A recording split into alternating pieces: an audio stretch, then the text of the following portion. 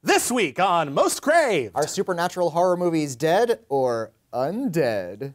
Give Andy Serkis all the Oscars. Ape no kill ape.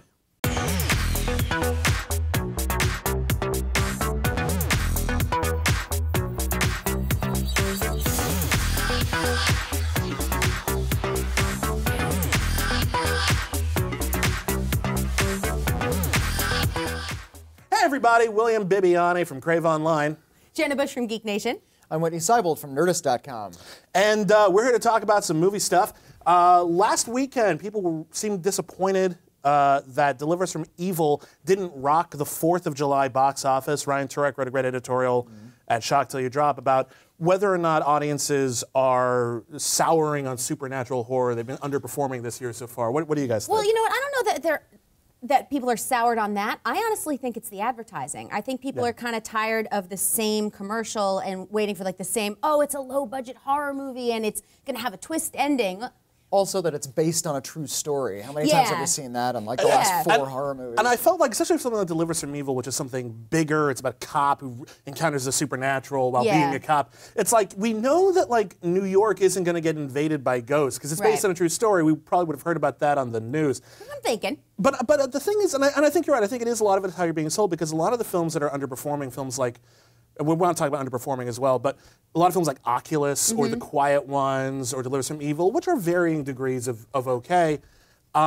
Varying degrees of okay. That's very egalitarian way to put it. I'm a very egalitarian kind of guy. Okay. But they're different films. They're very unusual films in a lot of ways. But they're all marketed exactly the same. Well, and they all occupy the same sort of this new genre of kind of the neo-ghost story. This is where the current trend it's like is. We're really kind of realistic The found footage thing is going away, so now we're in this sort of trend of, well, I guess mini trend, because it's already dying, of these sort of neo-ghost stories where everything is based on a true story. Everything's shot kind of similarly, even if it's The Conjuring where it's really wild, or, you know, what was it, Insidious Part 2, where everything's just kind of crazy, or something that's a bit more grounded. They'll feel kind of the same. Yeah, and I mean, it's pretty well established that I love horror, so I'm going to go see all of these anyway, but I would like them to be marketed differently, because, I mean, look, you're never going to get a really new story with horror, or it's going to be very rare that you do, and they're just fun to see, but you have to give me some reason to go.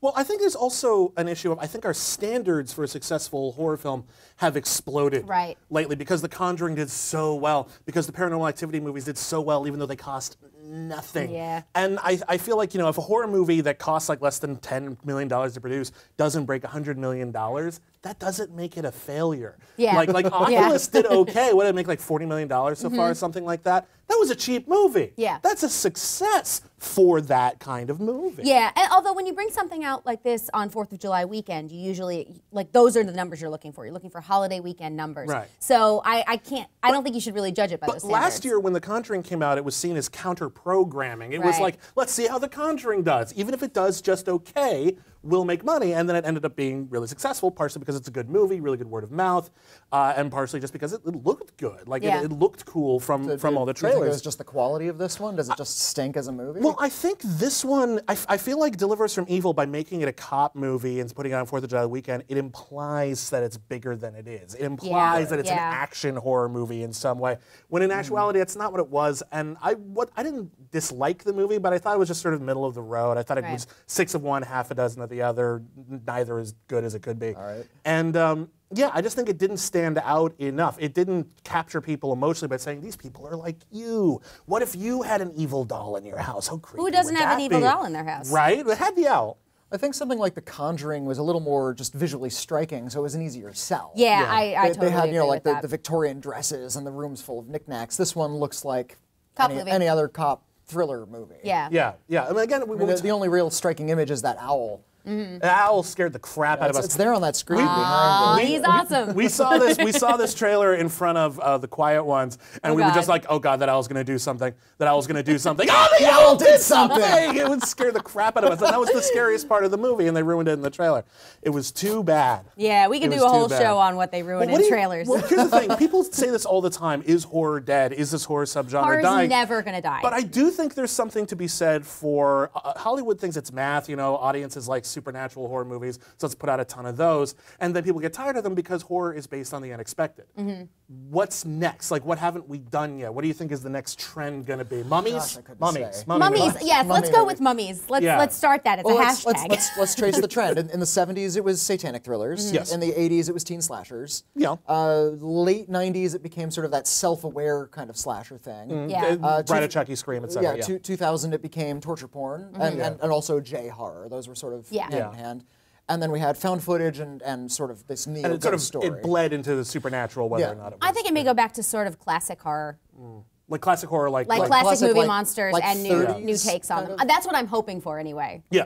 Well, they're redoing Dracula this October. Exactly. Yeah, big gothic, having a lot of fun with it. Yeah, that could be really, really cool. Well, let's talk about what's going on this weekend at the box office. Planet of the Apes. Rise of the Planet of the Apes. Dawn of the Planet of the Apes. So I said, yes. They mixed up those titles. They really the first did. one was the Dawn of it, and this one, they This rise. is the They're rising. It's all right, very thank you for confusing. that. I'm still kind of that annoyed they're they're using of the Rise of the Planet of the. Yeah. Okay, well, I just saw this last night. As did we. Oh my God! I know you guys didn't like it as much as I did. We liked it just fine. Yeah, but it's a good movie. but not like I did. I loved it. You went nuts. There was a dance. You went bananas. Oh my God! You actually just said that. You went ape. I was trying to resist. I'm trying not to cry right now. Okay. I want to get this on home video and adjust the color on my TV and make it Dawn of the Planet of the Grape Apes. Oh my God! I kind of want to do that That's too. my dream. Okay, but here's the thing: the CGI was so phenomenal. Amazing. This is the amazing. best special effects I think I've seen in like any movie. Absolutely, Really. and the amount of acting that came through a CGI character's face and the mocap, of course, and Andy Serkis is brilliant, but and also the people who did the work to make that play as a name. No, absolutely. The visual effects are impeccable in a way. Like in the first one, they were great and a major step forward, but you could see the seams if you looked hard enough. This one, they have like close-ups of ape faces, like emoting, and you actually see everything. Yeah, and you can't, it's uncanny. You almost mind-blowing. can't tell that it's special effects. It's the first time where I've looked at a digital effect and haven't been able to say that's definitely digital. Yeah, and I won't go deep into all the hidden meanings and messages in It's the not film, that but hidden. well, no, not that hidden. It's not a deep movie. It's just a fun movie, and but it's because really cool. one of the things about sci-fi that's so amazing is that you can put a fine point on things you can't really do that with in other movies without it being like smacking you over the head. Right. And there are just a lot of levels to this movie, and I absolutely loved it. Also, Baby Monkey. Baby Monkey. It's as deep as a movie can be that has a chimp on horseback firing 2 machine guns into the end air while screaming. amazing. Also, I'm pretty sure amazing, but it's not exactly a subtle image. I'm pretty sure they were also saying that chimp was Dick Cheney. So I'm not sure how I. Well, I talked to another critic. They said it was Obama versus McCain, but chimp style. So we're exploring our political world. Oh, that's what sci-fi's for. Through gun-toting chimps. As one does. That's what And sci-fi on is. that note, that is it for Most Craved. Hey, everybody, come back next week. Whee!